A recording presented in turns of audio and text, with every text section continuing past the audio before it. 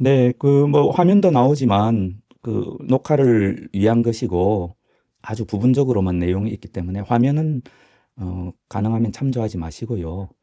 그냥 성경책을 계속해서 보시면서 참여해 주시면 좋겠습니다. 제가 음소거를 다 하겠습니다.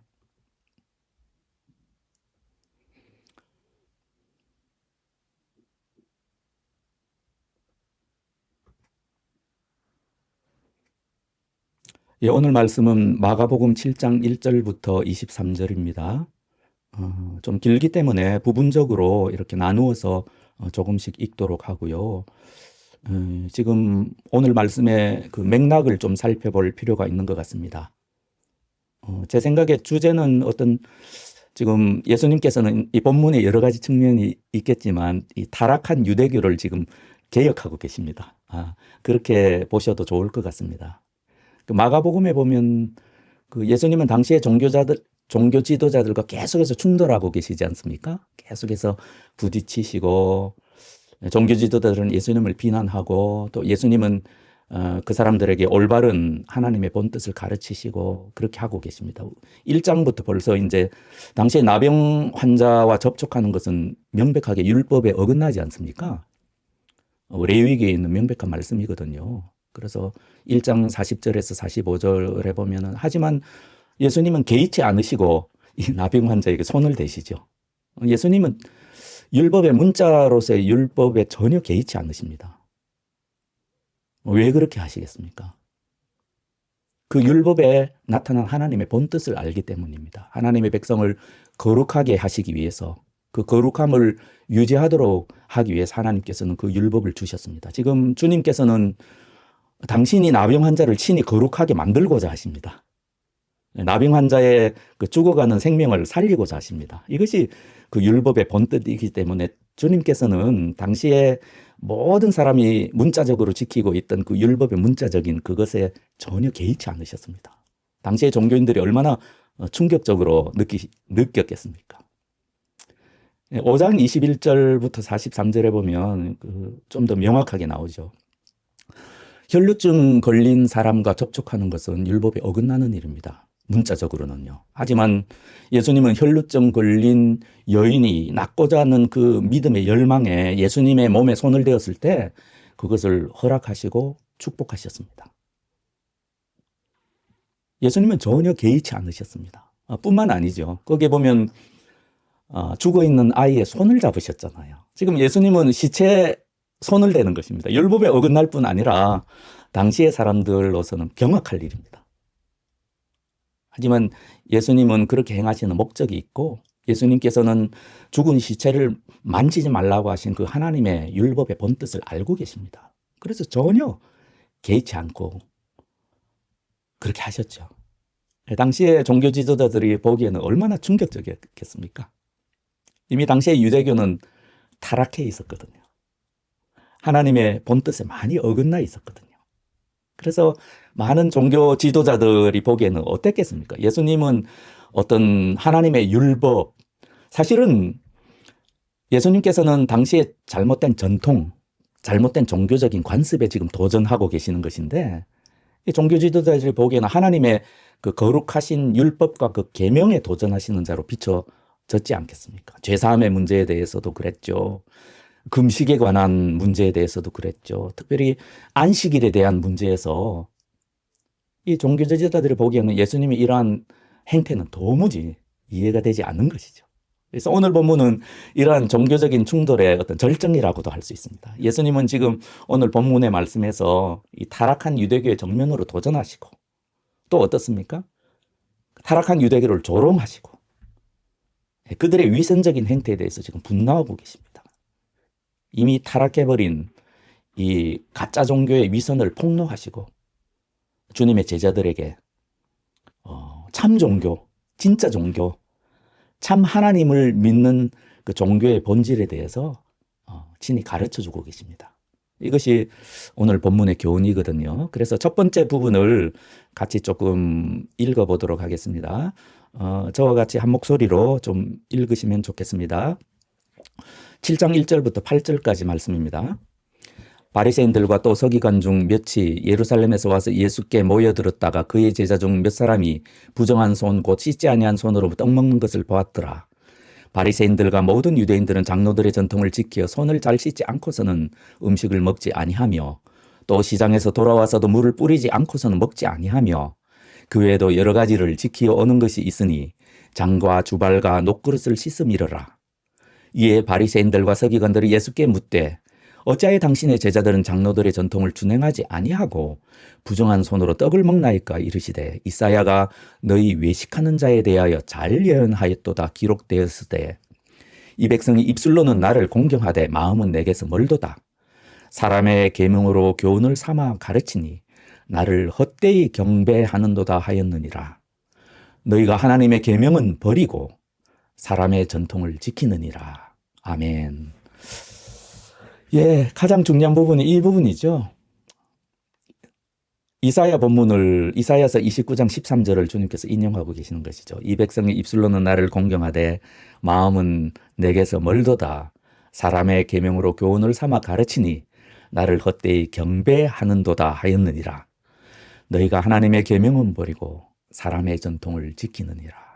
이것이 해당 본문의 중심 구절입니다. 하나님의 계명은 버리고 사람의 전통을 지키는 이 타락한 유대교를 지금 비판하시는 것이죠. 옛 이스라엘이 그랬듯이 지금 예수님 당시의 유대교도 이렇게 타락해 있었던 것입니다. 자, 보십시오. 이 거짓 종교의 본질이 무엇입니까? 예수님은 위선이라고 하십니다. 겉과 속이 다르다는 거죠. 예수님이 겉이 잘못되었다고 말씀하시는 것입니까? 아닙니다. 예수님은 지금 그들의 형식, 그들의 전통, 그것 자체가 잘못되었다고 말씀하시는 것은 아닙니다. 단지 본질을 잃어버린 것을 비판하시는 것이죠. 종교적인 형식, 종교적인 예전, 종교적인 관습, 종교적인 전통, 이것은 문화와 시대와 역사에 따라서 많이 다릅니다. 지금도 참되게 하나님을 예배하는 저 아프리카 까만 우리의 형제자매들, 그 형제자매들이 예배하는 모습과 한국 땅에서 전통적인 장로교 예전에 따라서 하나님을 예배하는 똑같은 참된 하나님의 백성이고 똑같은 하나님의 참된 예배이지만 그 전통과 형식과 나타난 겉모습은 다 다릅니다. 다만 그 안에 본질을 품고 있느냐, 본질을 잃어버렸느냐, 그 문제죠. 이 당시의 바리새인들은 특히 디아스포라 전 세계에 흩어져 있던 당시에도 이제 포로기 이후로 유대인들이 전 세계에 흩어져 있었지 않습니까? 이 유대인들의 그 특성은 손 씻는 걸로 유명했습니다. 목욕 자주 하는 걸로 유명했고요. 목욕을 못하는 물이 척박한 상황에서는 이렇게 물을 뿌려서 그러한 형식을 지키려고 애를 썼습니다. 근데 우리가 참 재미있는 것은 구약에서는 이러한 규칙이 발견되지 않습니다. 정결 의식으로 손을 씻는 것 말입니다.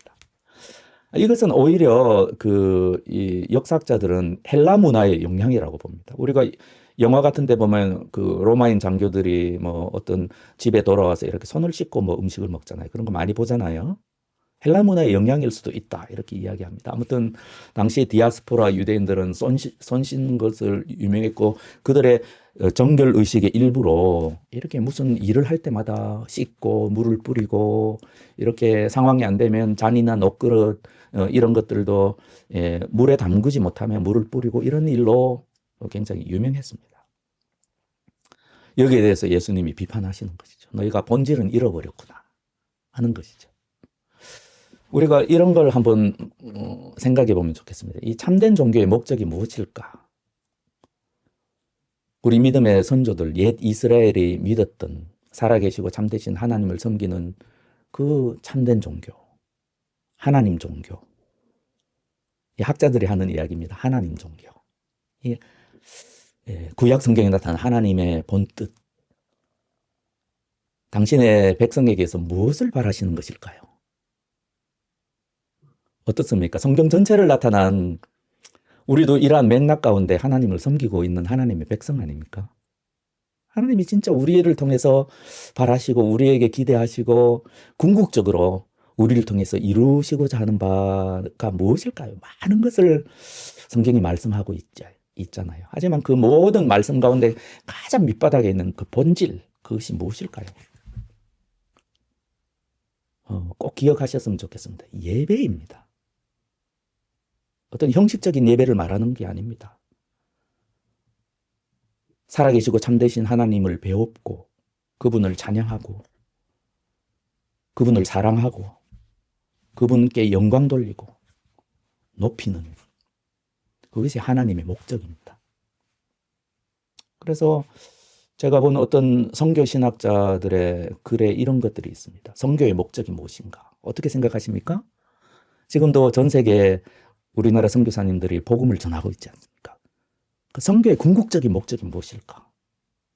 선교의 궁극적인 목적은 예배다. 이렇게 이야기합니다. 그래서 전 세계의 모든 다양한 인종, 각종 방언, 각종 모습, 다양한 형태로 하나님을 예배하는 그 많은 인종들이 종말에 어떻게 됩니까? 요한계시록에 나와 있지 않습니까? 하나님을 예배하는 것입니다. 그것이 선교의 목적입니다.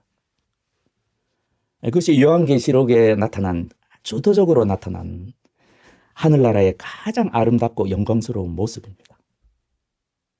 이것이 우리 기독교의 가장 본질입니다. 예수님은 그것을 당연히 알고 계시고 이 타락한 유대교 지도자들은 그것을 전혀 모르고 딴 길로 가고 딴 길로 가다가 이제 예수님께서 비난하시고 조롱하시고 분노하시는 그러한 모습으로 타락해버린 것이죠. 문제는 하나님을 예배하는 것이 무엇인가 하는 것입니다.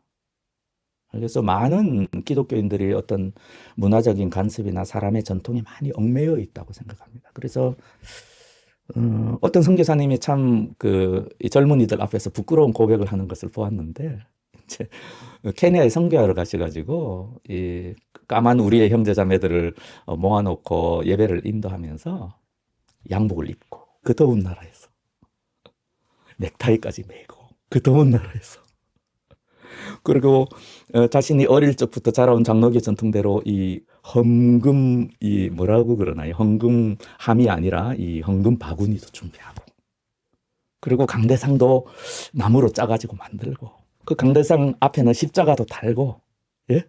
무슨 말씀인지 아시겠죠? 장로교의 전통적인 형식에 따라서 그 더운 나라에서 조용히 시켜가면서 엄숙해야 된다고 말하면서 그렇게 했던 처음에 선교하러 갔을 때 부끄러운 고백을 하는 것을 보았습니다. 오늘날 많은 장로교인들도 이해 좀 다르지 않다고 생각합니다. 나름대로의 그 머릿속에 하나님을 경배하고 그분을 섬기고 그분을 예배하는 것이 무엇인가라는 그 전통에 사로잡혀 있습니다. 사실은 그럴 수밖에 없죠. 그것 자체가 잘못된 것이겠습니까? 그것은 아닙니다. 잘못된 것은 아니죠. 다만 그 가운데서 우리가 하나님을 예배하는 자로서의 그 본질을 잃어버릴 때 우리가 마치 큐티할 때 매일 성경 묵상할 때 혹은 새벽 기도에 갈 때 그것이 하나의 형식이 돼서 마치 그것을 하고 나면 형식적인 것을 수행하는 것이죠. 하나의 문화적인 형식이고 겉모습인데 그러고 나면 마치 숙제를 다 한 것처럼 오늘 주님 앞에서 할 일을 다 한 것처럼 마음의 죄책감과 모든 것을 뒤로 하고 내가 하나님을 위해서 뭔가 한 것처럼 착각하고 그 나머지 삶은 그 예배의 본질과 떠나서 살아갈 때 그런 모습은 이 타락한 유대교와 어떤 면에서는 전혀 다르지 않을 수도 있다. 그런 것들을 우리는 이 말씀을 통해서 정말로 생각하게 됩니다. 예수님께서 이사야를 말씀하시면서 참 이사야를 칭찬하시죠. 이사야가 참 잘 예언하였구나. 이렇게 이 백성의 입술로는 나를 공경하되 마음은 내게서 멀도다. 예배의 본질이 무엇입니까? 마음이거든요. 그런데 어떻습니까? 사람의 계명으로 교훈을 삼아 가르치니 사람의 계명, 전통, 문화적인 간섭, 종교적인 전통, 예전, 예배 형식, 찬송가의 종류 그런 것이 뭐가 중요하겠습니까?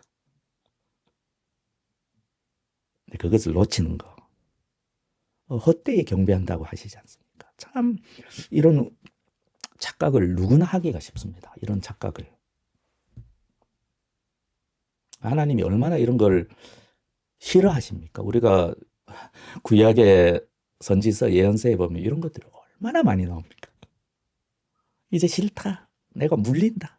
누가 좀 성전문을 닫아줬으면 좋겠다. 이렇게까지 하나님께서 분노하시지 않습니까? 지금 예수님도 분노하시는 것이죠. 사람의 전통을 지키고 자기는 하나님 잘 섬긴다고 착각하는 그 타락한 유대교의 종교 지도자들에 대해서 분노하시는. 그러면서 어떻습니까? 나는 하나님과의 관계가 올바르다. 나는 구원받았다. 여기에 대해서 예수님이 냉정한 평가를 내리시죠. 하나님의 말씀으로. 윗선이라는 것이죠. 윗선이다. 그리고 제자들과 하나님의 백성된 우리들에게는 너희는 그래서는 안 된다라고 하는 거죠. 너희는 사람의 전통도 붙잡고, 왜냐하면 우리가 한국 사람으로서 우리의 문화적인 전통을 벗어날 수가 없습니다. 우리가 막 정말 자유롭게 하나님을 찬양하며 예배하며 뛰놀고 춤추는 우리 아프리카의 형제 자매들의 그러한 예배에 참여하면 우리는 한국 사람으로서 그냥 불편할 수밖에 없습니다. 우리는 그냥 어릴 적부터 자라온 이 장로교의 그거 중요합니다. 장로교 전통 자체가 왜 잘못된 것이겠습니까? 그것에 하나님의 그 예배의 본질을 담는 것이 중요하다는 것이죠. 우리의 삶의 종교적인 겉모습. 주님께서는 둘 다 놓쳐서는 안 된다. 본질을 잃어버려서는 안 된다. 그것을 계속해서 말씀하고 계신다고 생각합니다. 자, 그러면 두 번째 단락으로 좀 넘어가 보도록 하겠습니다. 두 번째 단락도 9절부터 13절까지인데요. 다 함께 좀 읽어보도록 하겠습니다. 또 이르시되 너희가 너희 전통을 지키려고 하나님의 계명을 잘 저버리는도다. 모세는 내 부모를 공경하라 하고 또 아버지나 어머니를 모욕하는 자는 죽임을 당하리라 하였거늘 너희는 이르되 사람이 아버지에게서나 어머니에게나 말하기를 내가 드려 유익하게 할 것이 고르반 곧 하나님께 드림이 되었다고 하기만 하면 그만이라 하고 자기 아버지나 어머니에게 다시 아무것도 하여 드리기를 허락하지 아니하여 너희가 전한 전통으로 하나님의 말씀을 폐하며 또 이 같은 일을 많이 행하느니라 하시고, 예수님은 지금 타락한 유대교 신자들이 하고 있는 그 타락한 여러 가지 예 가운데 대표적인 하나를 지금 들고 계시는 것이죠. 당시에 타락한 유대교 신자들이 했던 그 헛된, 정말 하나님의 말씀은 저버리고 사람의 계명은 지키는 그런 잘못된 전통 한 가지를 대표적으로 꼭 집어서 이제 주님께서 예를 들고 계십니다. 여기에 주님의 분노가 느껴지지 않습니까? 냉소적인 분노죠. 지금 비웃고 조롱하고 계십니다. 너희 참 웃긴다. 너희 참 웃기는구나. 그런다고 하나님을 섬긴다고? 너희 하는 짓을 봐라 하면서 예수님이 지금 한 가지를 들고 계시는 거죠. 이 고르반은 구약 성경에 나오는 단어입니다. 구약 성경에서 하나님께 드리는 예물을 표현하는 대표적인 단어입니다. 그래서 레위기 같은 데 보면 몇몇 구절에서 이것을 예물로 번역하였습니다. 우리 개역개정에서 예물, 하나님께 드리는 예물. 그리고 민수기 같은 데 보면 헌물로도 번역됐습니다. 하나님께 드리는 헌물 있지 않습니까? 뭐 돈이든 물질이든 그 어떤 것이든 하나님께 드리는 헌물. 그것이 고르반이라는 종교적인 용어죠. 종교적인 용어입니다. 예수님 당시 유대교 전통에서는 이 말이 어떻게 쓰이기 시작했냐면, 이 하나님께 헌물하겠다. 내가 가진 어떤 돈이든 물질이든 재산이든 밭이든 논이든 그 어떤 것이든 내가 하나님께 드리는 어떤 맹세의 그 첫마디로 고르반, 대표적인 어떤 하나님께 드리겠다고 맹세하는. 그러면 어떻게 되느냐 하면 당시에 그 종교적인 전통 가운데는 이렇게 되는 겁니다. 말하자면 제가 굉장히 사랑하는 이 앞에 놓여 있는 맥북, 제가 가진 물건 가운데 아마 제일 비쌀 건데 애플 노트북이죠. 맥북. 이것을 제가 사람들이 있는 앞에서 고르반 하면 어떻게 되는가 하면, 이것이 제가 죽으면 제 아내나 제 자녀들의 것이 되지 않겠습니까? 상속법에 따라서. 근데 이것이 하나님이 계시는 성전의 소유물이 되는 겁니다. 순간적으로. 하나님의 소유가 되어버리는 거예요. 그러니까 상속자가 누가 되는 겁니까? 하나님의 성전이 되는 겁니다. 법적으로 종교적인 관습, 당시에는 종교적인 관습법이 법이었으니까요. 유대교는. 그러면 어떻게 되겠습니까? 제가 살아있는 동안에는 이 사용권은 저한테 있습니다. 이것이 당시에 많은 타락한 유대교 신자들과 종교 지도자들 가운데 당연히 부모님을 섬기는 데 쓰여져야 될 물건도 그냥 고르반 해서 자기가 계속 쓰는 거예요. 그게 재물이든 물질이든 그 어떤 것이든. 당연히 부모님을 섬기고 부모님의 복지를 위해서 부모님을 공경하는데 쓰여져야 될 것도 당연히 고르반 해버리고 그냥 자기가 계속 쓰는 거예요. 그것을 예수님이 비꼬시고 조롱하시고 거기에 대해서 분노하시고 그들의 위선적인 행태에 대해서 계속해서 말씀하시는 것이죠. 한번 정말 웃기는 거 아닙니까? 우리가 보기에는 되게 웃깁니다. 근데 참 생각해 보면 이러한 모습이 저와 여러분에게도 있을 수 있습니다. 모든 이 시대의 그리스도인들에게도 이러한 모습이 있을 수가 있습니다. 그러니까 뭔가 하면 하나님의 그 계명의 굉장히 중요한 부분, 그 본질적인 부분을 어기고 아주 가볍게 지키는 것으로 이 본질을 대체하는 것입니다. 그러한 경영은 뭐랄까 인간의 타락한 본성 가운데 있는 거기 때문에 어찌할 수 없는 부분이 있는 것입니다. 지금 예수님께서는 그것을 경고하시고 그것을 조롱하시고 그것에 대해서 분노하시는 것이죠. 얼마나 그 타락한 유대인들의 그 행태가 우습습니까? 보십시오. 고르반 하고 당시의 종교적인 전통을 완벽하게 지킵니다. 당시의 사람들이 보기에는 얼마나 경건해 보였겠습니까? 경건해 보였겠습니까? 귀중한 소유물을 상속으로 하나님께 드렸지 않습니까? 하지만 어떻습니까?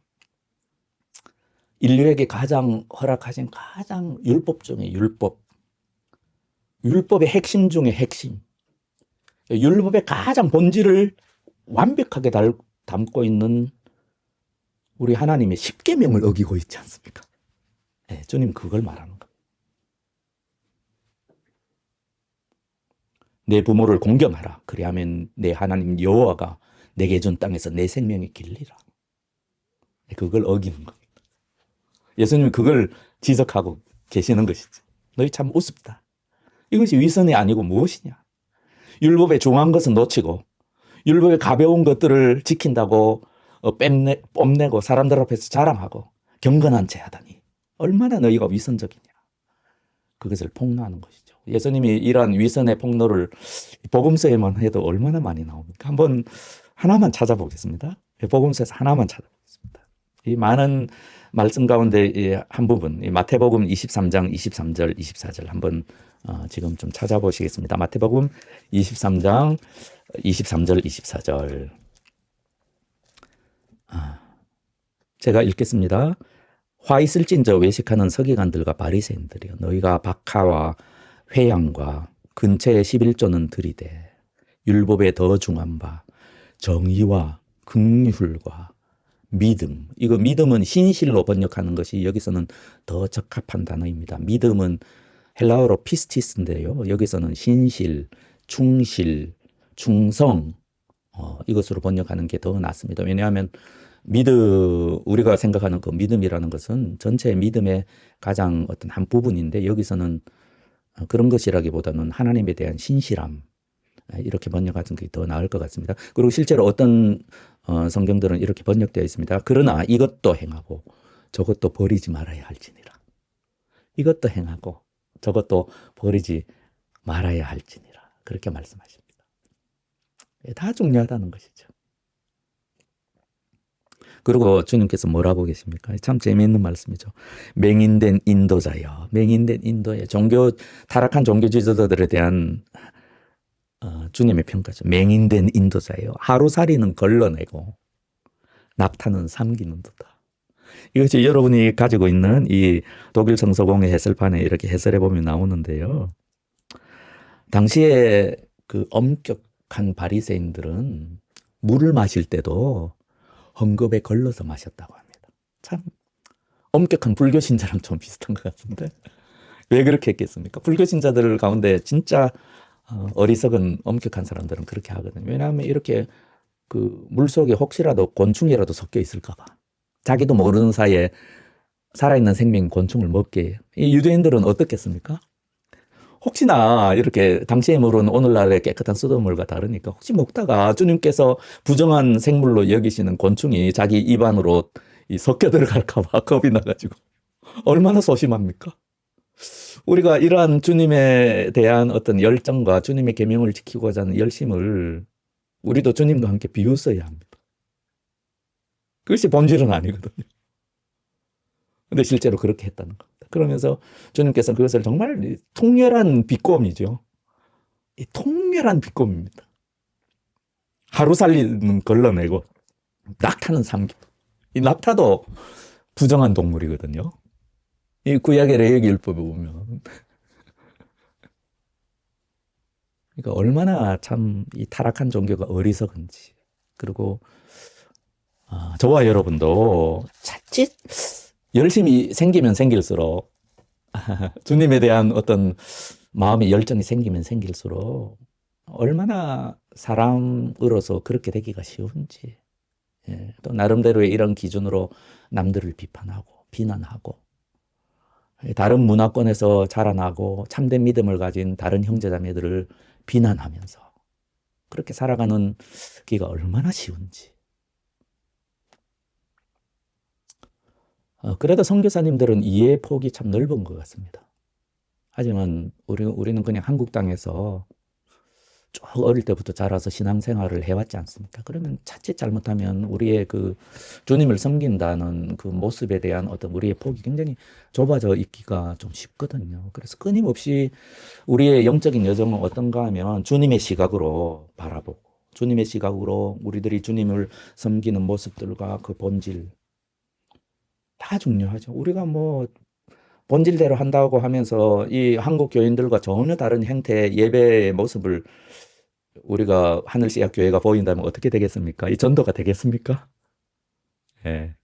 일정 부분 그런 것도 중요한 부분이 있습니다. 하지만 우리가 어떤 식으로든 사람이 보기에 얼마나 아름답고 경건하고 멋지고 거룩한 예배를 드리지 않든 하나님이 보시기에 어떨 것인가. 그것을 끊임없이 생각하고 개인적으로도 이 종교적인 열심과 우리가 예배드리고 기도하고 그리고 어떤 하나님을 섬기는 여러 가지 모습 가운데 그런 것들을 자칫 잘못하면 우리도 위선자가 될 수가 있거든요.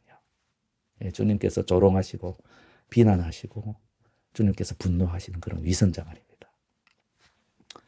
최근에 이제 손현보 목사가 고신의 전통적인 목사잖아요. 고신총회. 고신총회에서 손현보 목사를 쫓아내고자 하는 움직임이 전혀 없잖아요. 근데 보십시오. 고신이 이단으로 정죄하고 비난하고 쫓아냈던 그 사람들 가운데, 목사들 가운데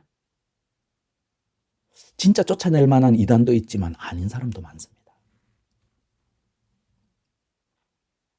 최근에 어떤 출판사 대표께서 고신총회에 소환돼서 자기가 이단이 아님을 변명해야 되는 일이 있었습니다.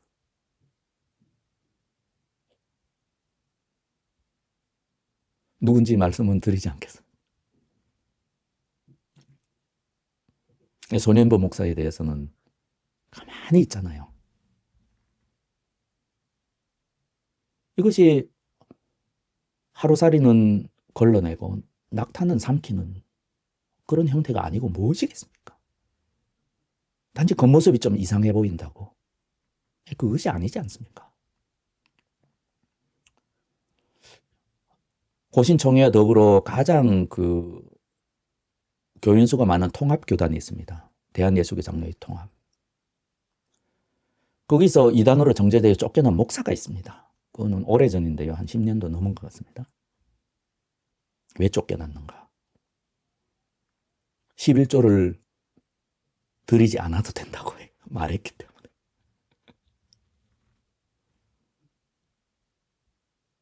이것이 하루살이는 걸러내고 약탈은 삼키는 그런 형태가 아니고 무엇이겠습니까?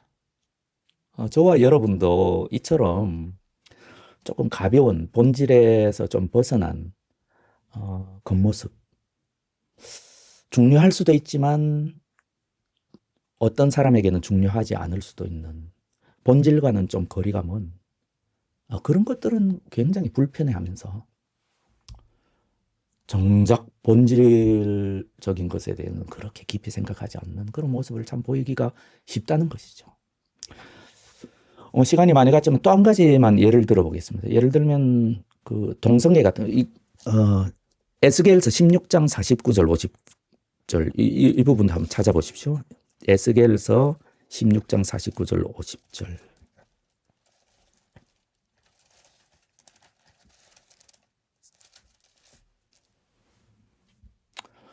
오늘날 많은 타락한 종교인들이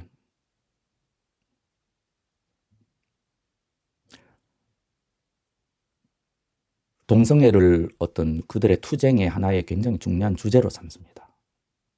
여러분, 제가 여러분께 묻겠습니다. 동성애가 죄입니까? 당연히 그렇습니다. 당연히. 왜냐하면 로마서 이런 거 말할 필요도 없이 레위기에 명시되어 있습니다. 그것은 이 성서학자들도 동의하는 부분입니다. 오늘날 기독교가 어떻든 그거는 중요한 것이 아니라 레위기 율법에 아주 명백하고 다르게 해석할 여지가 전혀 없기 때문에 동성애는 죄입니다. 근데 여러분께 묻겠습니다. 동성애가 하나님이 미워하시고 싫어하시는 가장 중한 죄입니까? 아닙니다. 성경에 나타나는 하나님께서 더 미워하시고 혐오하시고 정말 토해내기를 바라시는 그러한 더 무서운 죄들이 더 많습니다. 근데 오늘날 어떤 사람들은 하루살이는 걸러내고 낙타는 삼킵니다. 그런 모습을 보고 있습니다. 그래서 에스겔서 16장 49절 50절 여러분이 그 소돔이나 고모라로 그냥 성경을 그냥 검색해 보십시오. 하나님이 왜 소돔과 고모라를 멸하셨겠습니까? 여기 보면 예루살렘의 죄에 대해서 말씀하시면서 예루살렘의 그 딸들, 예루살렘과 관련된 그 유대의 여러 도시들의 죄악에 대해서 말합니다. 그리고 이렇게 하나님의 평가에는 그 예루살렘의 죄에 비하면 이 소돔과 고모라의 죄는 오히려 그 가벼운 죄다. 이렇게 주님께서 말씀하고 계십니다. 소돔과 고모라의 죄는 가벼운 죄였다. 뭐라고 말씀하세요? 내 아우 소돔의 죄악은 이러하니. 소돔의 죄악을 나열하십니다. 그와 그의 딸들에게 교만함과 음식물의 풍족함과 태평함에 있으며 소돔과 고모라는 부유한 도시였거든요. 또 뭐라고 말씀하십니까? 또 그가 가난하고 궁핍한 자를 도와주지 아니하며 이것이 무엇을 말합니까? 하나님의 율법의 가장 중요한 요소인 손님 접대, 손 접대 그 율법의 본뜻을 어겼지 않습니까?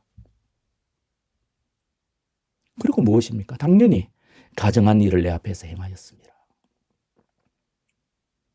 동성애도 들어가는 것이죠. 동성애를 포함한 주님이 싫어하시는 여러 가지 가정한 일들. 우리가 성경 전체적으로 보면 하나님께서 가장 미워하시는 것이 무엇일까? 그 중에 하나는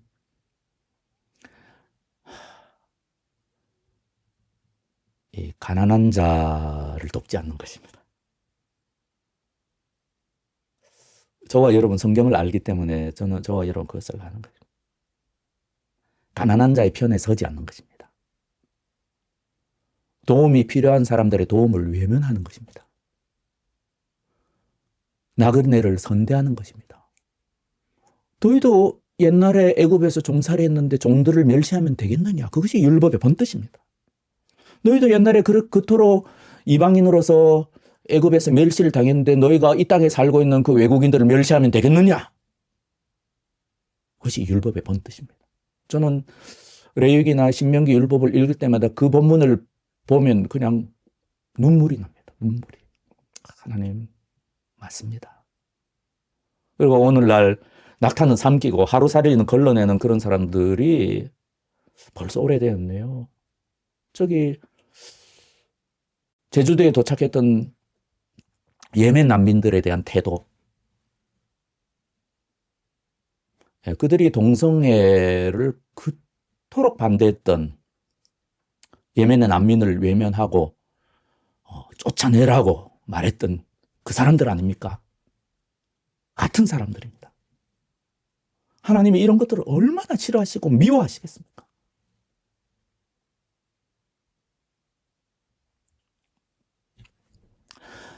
예, 제가 너무 흥분했네요. 예, 저와 여러분의 모습 가운데 자칫 그럴 수 있다는 것입니다. 자, 그러면 마지막으로 그 마지막 단락을 좀 같이 읽어보겠습니다. 무리를 다시 불러 이르시되 너희는 다 내 말을 듣고 깨달으라. 이 굉장히 중요한 말씀입니다. 이것이 참 종교, 하나님을 섬기는 종교의 본질입니다. 무엇이든지 밖에서 사람에게로 들어가는 것은 능히 사람을 더럽게 하지 못하되 사람 안에서 나오는 것이 사람을 더럽게 하는 것이니라 하시고, 이 제자들이 깨닫기가 힘들어하죠. 그래서 무리를 떠나 집으로 들어가시니 제자들이 또 그 비유를 묻습니다. 도대체 제자들도 이해가 안 가는 것이죠. 예수께서 다시 말씀해 주십니다. 너희도 이렇게 깨달음이 없느냐? 무엇이든지 밖에서 들어가는 것이 능히 사람을 더럽게 하지 못함을 알지 못하느냐? 이는 마음으로 들어가지 아니하고 배로 들어가 뒤로 나감이라. 그냥 먹는 것은 똥으로 나간다. 이렇게 적나라하게 표현하시는 것이죠. 너희가 그렇게 깨달음이 없느냐? 이 겉이 중요한 거 아니다. 겉모습이 중요한 거 아니다. 아무리 더러운 걸 먹어봐라. 생각해봐라. 그것은 결국 똥으로 나간다. 그래서 너희를 더럽게 하지 못한다. 이는 마음으로 들어가지 아니하고 배로 들어가 뒤로 나감이라. 굉장히 중요한 말씀이죠. 우리 믿음의 선배들은 다 주님의 이 교훈을 쫓아서 이 가짜 종교가 교회 내에 흘러 들어오는 것을 경계했습니다. 무엇입니까? 이러므로 모든 음식물을 깨끗하다 하시니라. 또 이르시되 사람에게서 나오는 그것이 사람을 더럽게 하느니라. 그 사람의 마음에서 나오는 것은 악한 생각, 곧 음란과 도둑질과 살인과 간음과 탐욕과 악동과 속임과 음탕과 질투와 비방과 교만과 우매함이니 이 모든 악한 것들이 다 속에서 나와서 그 사람을 더럽게 한다. 하나님의 원수는 다른 것에 있지 않은 것, 우리 안에 있습니다. 이것이 참된 종교의 본질입니다. 살아계시고 참되신 우리 하늘 아버지께서는 우리의 예배를 받고자 원하시는 종교적인 형식, 그것은 다 다를 수가 있죠. 인종, 어떤 관습, 사람의 전통, 문화에 따라서 다를 뿐 아니라 저는 개인적으로 단언컨대 사람마다 다 다르다고 생각합니다. 사람마다 다 다릅니다. 저와 여러분도 우리가 하늘시학교회 예배를 어떻게 구성하면 좋겠느냐라고 토론하고 어떤 예배를 드리게 어떻게 기도하고 어떤 형식으로 그걸 토론하기 시작하면 아마 일치를 보기가 힘들걸요. 다 다릅니다. 하나님이 바라시는 예배는 마음의 예배입니다. 우리의 속으로, 우리의 영으로, 우리의 본질로. 이 마음이라는 게 무엇입니까?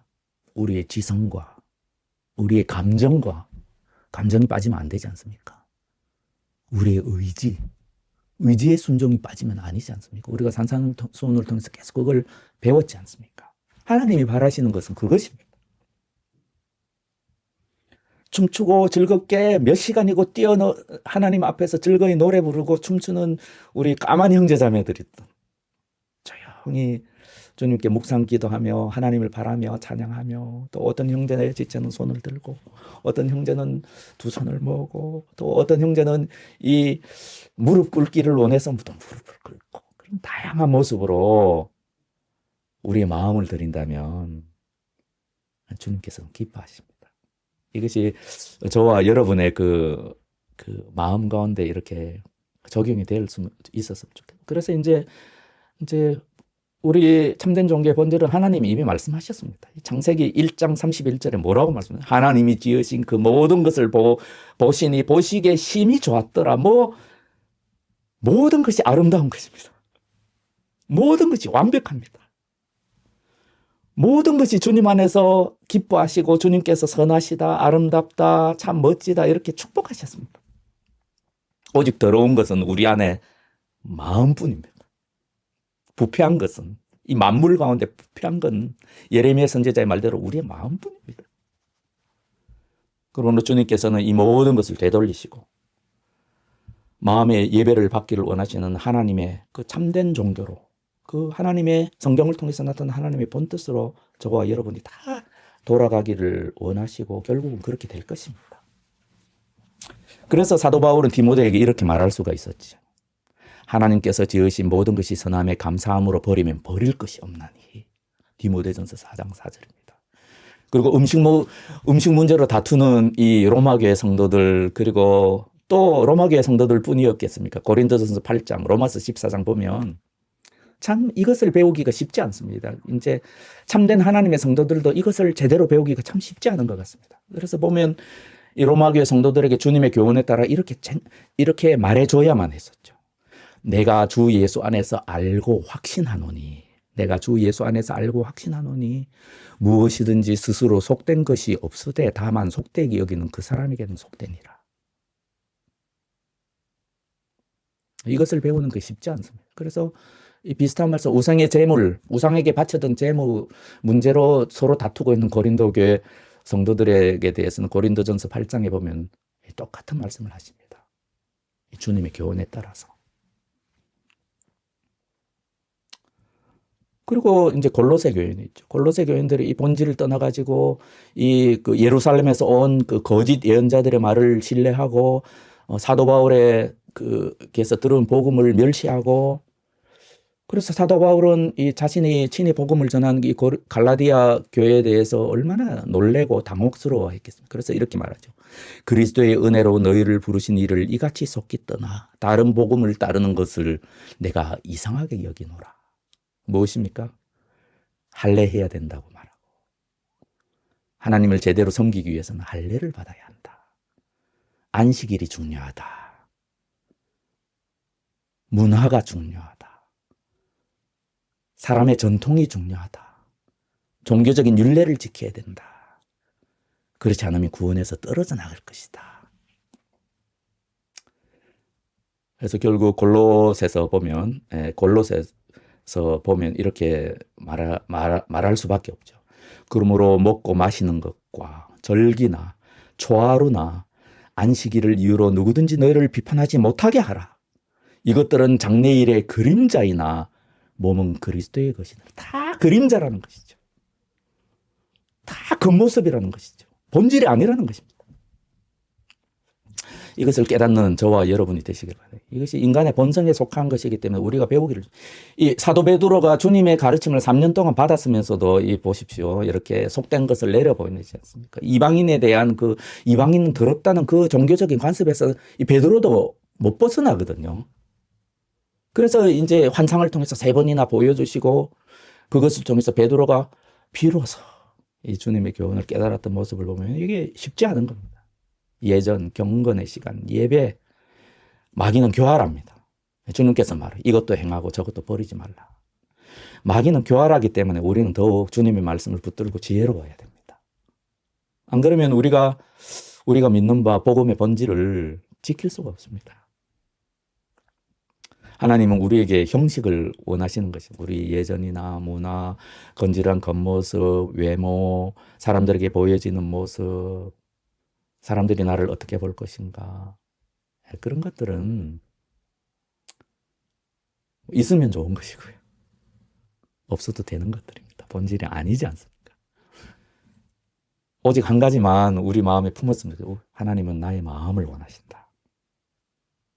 하나님과의 교제하는 그 시간에도, 그리고 나의 일상생활에도, 그리고 나의 자고 눕고 주님 앞에서 살아가는 우리의 모든 모습 가운데서, 저 천국에서 이루어질 온전한 모습은 아닐지라도 주님께서 우리에게 바라시는 것은 우리의 마음이고 우리의 산재물이고 주님 앞에서 날마다 드리는 일상의 예배이다.